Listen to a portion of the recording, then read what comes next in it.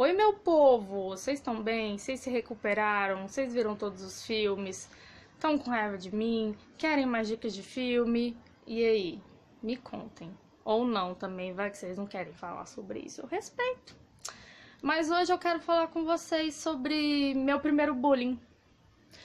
Era pra eu ter me organizado, feito um ser humano decente e ter postado isso no dia correto, que é 7 de abril. Mas não aconteceu. Mas como é importante a gente falar sobre isso todo santo dia, né? Olha eu falando sobre isso agora. Pra quem não tá sabendo, essa tag, meu primeiro bullying, tá sendo usada pra discutir bullying, obviamente, mas não só experiências que pessoas tiveram com isso, né, sendo alvo de bullying, mas também reações a essas experiências de bullying, né? E eu tô aqui pra contar hoje não sobre as muitas vezes que eu fui e sou alvo de bullying, mas sobre algumas vezes em que uma pessoa de fora viu aquilo acontecendo e se colocou na situação e se manifestou. E isso porque é muito importante falar dessas pessoas que vão lá e se manifestam, porque muitas vezes a pessoa que está sendo alvo de bullying, ela acredita no que está sendo dito sobre ela, e mesmo que ela não acredite, na maioria das vezes ela não tem coragem ou condições de se colocar contrariamente àquilo, porque tá todo mundo, né, falando sobre ela de um jeito ruim, então ela meio que não dá conta. E não é um problema, não é de se... Não é pra ela se sentir mal de não dar conta. Porque é uma pressão muito grande, é uma sensação muito ruim.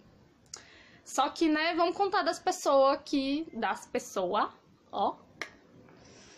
Os professores de português que estiverem vendo esse vídeo devem estar querendo me matar. Mas eles vão lembrar da função fática, que é aquela responsável por garantir a comunicação entre o emissor e o interlocutor. Então, se vocês estão me entendendo, tá tudo beleza. Então tá, vamos concentrar. Eu tive uma professora na 7ª série. Acredito que era a 7ª série. E eu era nova nessa escola, professora de redação, Dolores Lustosa. Muito bacana ela. Em que eu tava tendo alguns problemas na turma, porque tudo que não dava, ou tudo que tinha que fazer devagar, ou tudo que tinha que fazer diferente era por minha causa. Então era sempre um problema, tipo, ai, não pode fazer barulho porque a Laísa tem que ouvir o professor. Não pode fazer tal dinâmica porque a Laísa não vai acompanhar. Não pode não sei o que porque a Laísa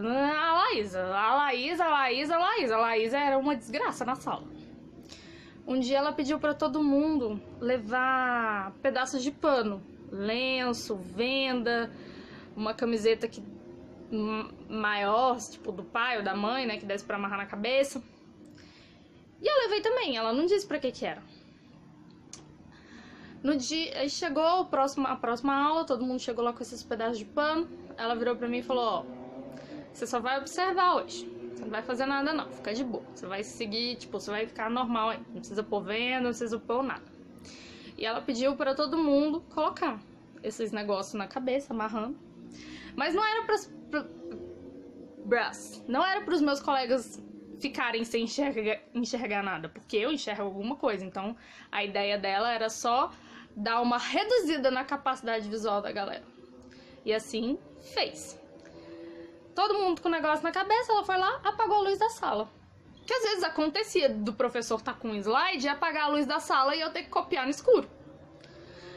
E aí todo mundo... E aí ela virou e falou assim, não, agora vocês vão ter que copiar tudo aí que eu tô fazendo desse jeito, não pode tirar a venda não. E todo mundo começou a reclamar, ai, como que a gente vai fazer isso? Como que não sei o que? Não, porque não pode, isso é um absurdo, blá blá blá, né? Protestos. Aí ela só falou assim, a Laísa faz assim todo dia, por que é que vocês não conseguem? E todo mundo silêncio constrangedor. E aí né, na sétima série, a gente devia ter o quê? Não sei quantos anos a gente tinha, uns de 12 a 14 anos, alguma coisa assim. Enfim.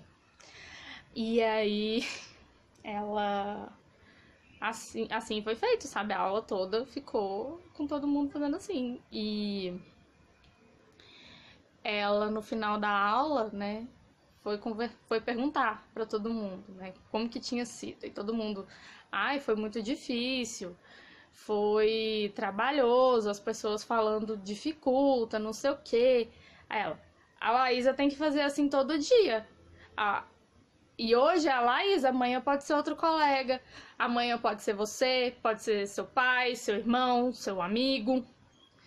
E se você não presta atenção no seu colega, que talvez ele precise que você ajude repetindo uma frase, ajude copiando um desenho, ajude só calando a porra da boca. Ela não falou porra na aula não, tá, gente? O porra é meu. Se você não presta atenção nisso, você não tá sendo um bom colega. A sala de aula é um lugar para todo mundo, não é só para você que tenha todas as suas capacidades intactas, né? Não só a sala de aula, né? A vida não é só para você que é considerado normal, que tá enquadrado nessa caixinha da normalidade. Você consegue entrar nessa caixinha. Teve alguns outros professores também dando aula de outras matérias. A Dolores dava aula de redação. Eu não lembro se eu falei no vídeo. Eu vou falando as coisas, não sei. Que, né, em outros anos, percebendo esse mesmo tipo de situação, da minha dificuldade em acompanhar, porque as pessoas não paravam de falar, sabe, enquanto o professor estava falando. E aí eu não conseguia, porque como eu faço ditado, eu não copio do quadro, né? Eu voltei pra escola, gente. Enfim, eu não copiava do quadro, não conseguia, fazia ditado. Enquanto o professor falava, o povo falando me atrapalhava pra cacete. E aí, assim, esse problema sempre aconteceu e alguns professores faziam coisas semelhantes, tipo, tá usando slide na aula. Ele ia lá e desligava, tipo, a tela do slide, deixava só pra ele ver. Todo mundo, liga aí! Não, a Laísa tem que acompanhar sem ver o slide. Se ela dá conta, vocês também não. E é claro, a maioria da galera ficava puta comigo. Mas eu imagino que, sei lá, se uma pessoa que teve em alguma dessas aulas presenciou aquilo e se abriu para um mundo além do umbigo dela, eu e aquele professor saímos ganhando. E é um trabalho de formiguinha isso que a gente faz, de mostrar para as pessoas que o mundo não é só a caixinha em que elas vivem. Mas o importante é a gente não deixar de fazer. E eu quis fazer esse vídeo contando de reações positivas ao bullying, porque eu acho que não adianta a gente só falar do que não dá, do que não presta, do que não serve. Porque se a gente mostra coisas que dão certo, coisas que servem, a gente não deixa de estar incentivando que mais pessoas façam coisas que sirvam, não é mesmo? E então, vocês deixem seu like se vocês tiverem likeado, vocês deixem o seu dislike se vocês tiverem dislikado, comentem, compartilhem, passe adiante, tá bom? Beijo!